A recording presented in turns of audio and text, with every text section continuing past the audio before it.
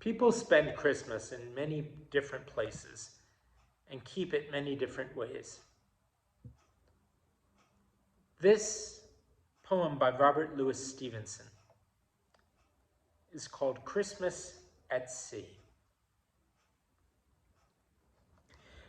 The sheets were frozen hard, and they cut the naked hand. The decks were like a slide where a seaman scarce could stand. The wind was a nor'wester, blowing squally off the sea, and cliffs and spouting breakers were the only things lee. They heard the surf a-roaring before the break of day, but 'twas only the peep of light we saw how ill we lay. We tumbled every hand on deck instanter with a shout, and we gave her the main topsail and stood by to go about. All day we tacked and tacked between the south head and the north.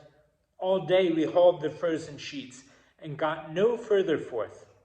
All day, as cold as charity, in bitter pain and dread, for very life and nature we tacked from head to head.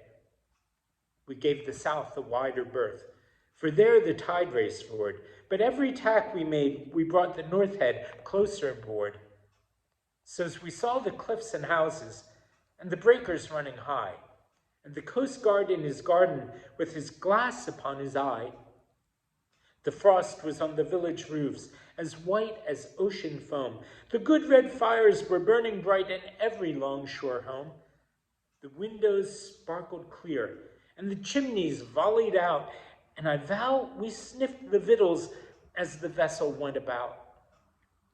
The bells upon the church were rung with a mighty jovial cheer, for it's just that I should tell you how, of all days in the year, this day of our adversity was blessed Christmas morn, and the house above the coast guards was the house where I was born. Oh, well I saw the pleasant room, the pleasant faces there, my mother's silver spectacles, my father's silver hair, and well I saw the firelight, like a flight of homely elves go dancing round the china plates that stand upon the shelves. And well I knew the talk they had, the talk that was of me, of the shadow on the household and the sun that went to sea.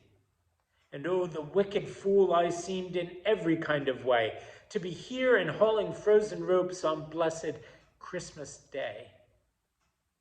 They lit the high sea light, and the dark began to fall. All hands to loose topgallant sails, I heard the captain call.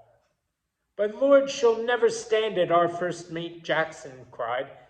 It's the one way or the other, Mr. Jackson, he replied. She staggered to her bearings, but the sails were new and good, and the ship smelled up to windward, just as though she understood. As the winter's day was ending, in the entry of the night, we cleared the weary headland and passed below the light. And they heard a mighty breath, every soul on board but me, as they saw her nose again, pointing handsome out to sea. But all that I could think of in the darkness and the cold was just that I was leaving home and my folks were growing old.